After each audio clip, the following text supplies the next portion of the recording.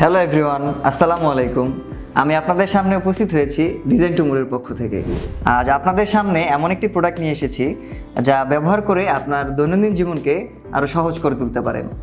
এই প্রোডাক্টটি আপনি চাইলেই আপনার কিচেন অথবা আপনার খাবার টেবিলে রাখতে পারবেন এবং এই প্রোডাক্টটি ঘুরিয়ে আপনার প্রয়োজনীয় জিনিসগুলো না উঠেই খুব সহজেই নিয়ে নিতে পারেন।